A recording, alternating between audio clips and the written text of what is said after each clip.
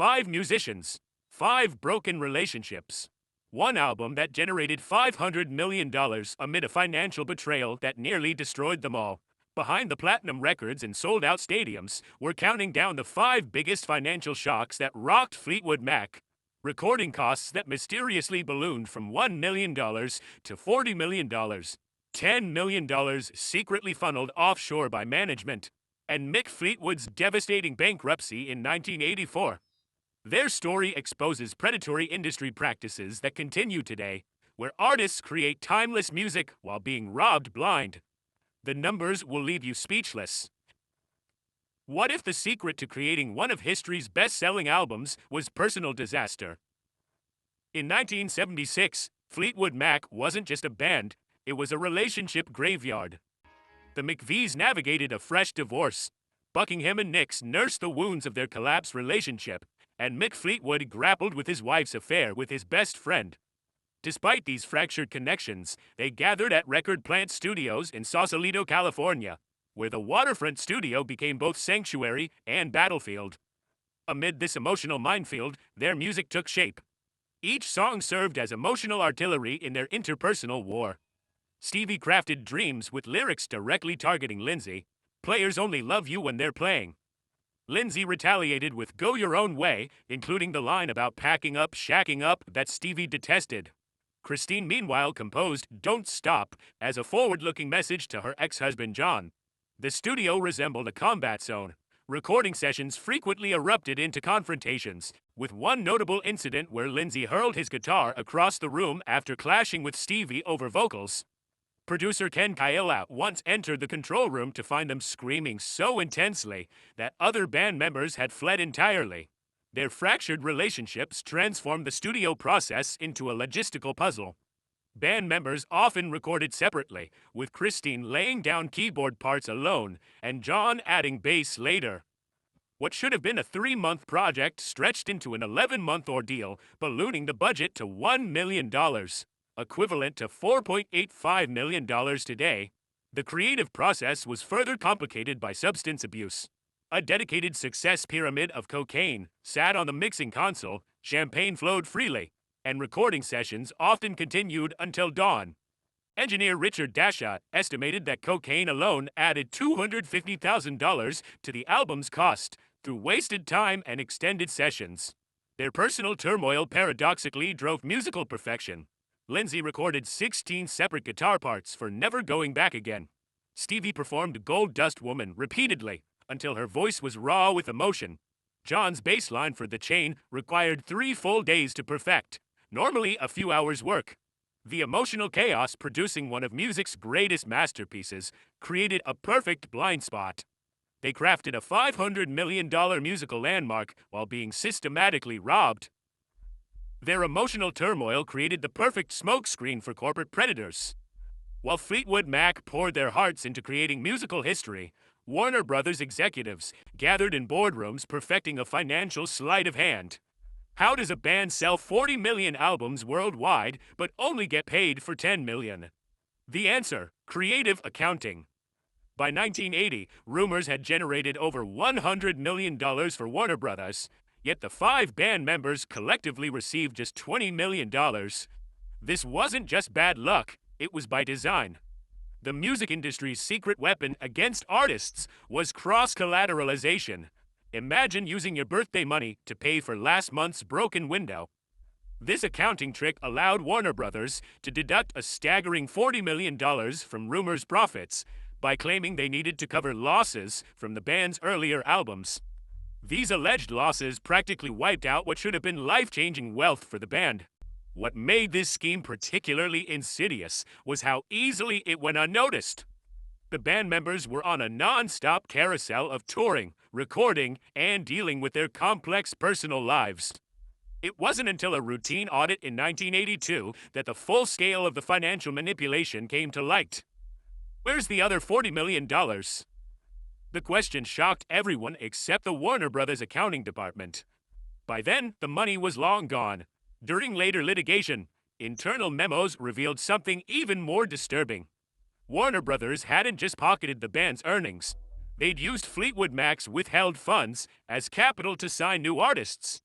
Some of that money helped launch Prince's career, essentially forcing Fleetwood Mac to unknowingly finance their future competition. For every dollar Rumors earned, the band should have received approximately 25 cents.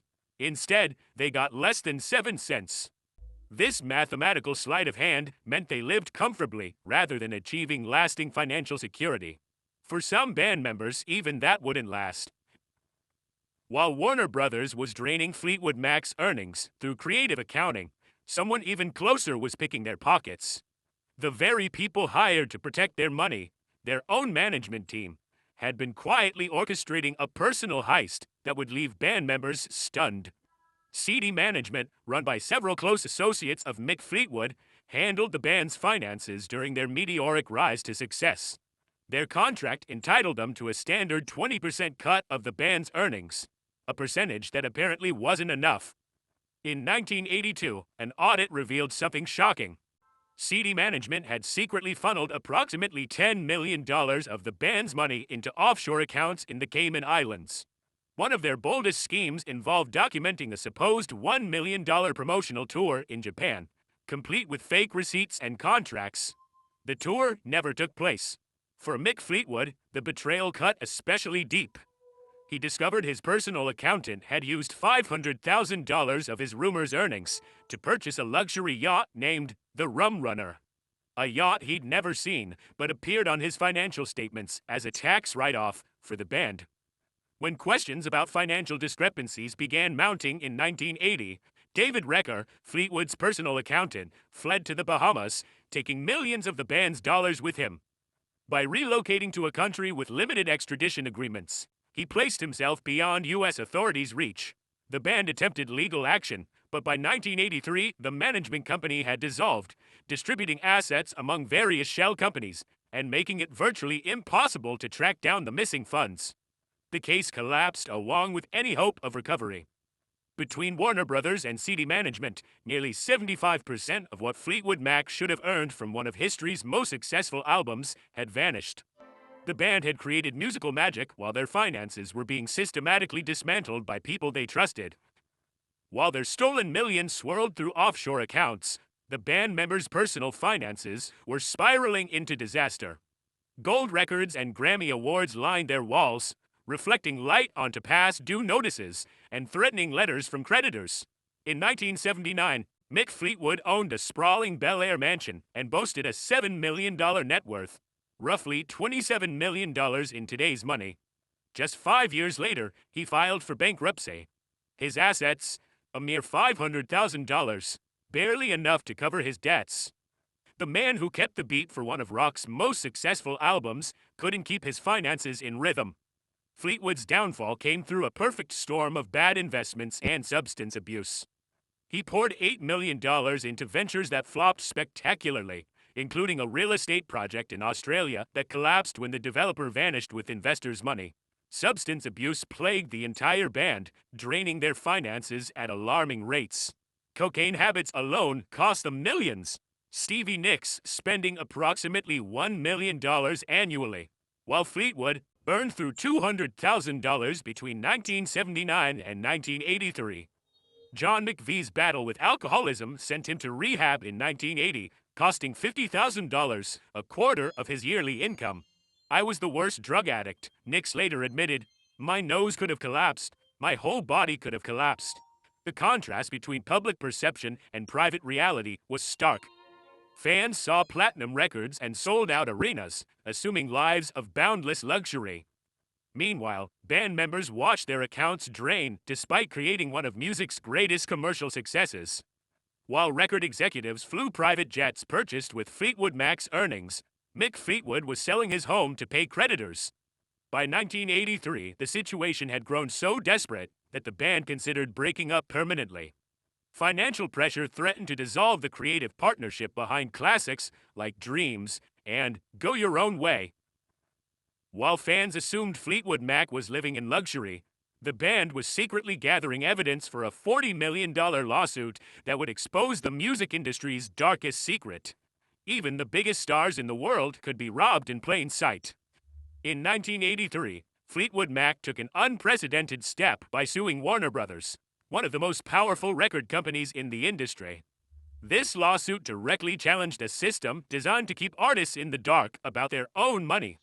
For 3 years, the band endured a grueling legal process that cost them $2 million in attorney fees alone. Warner Brothers employed a clear strategy: make the trial so personally embarrassing that the band would surrender.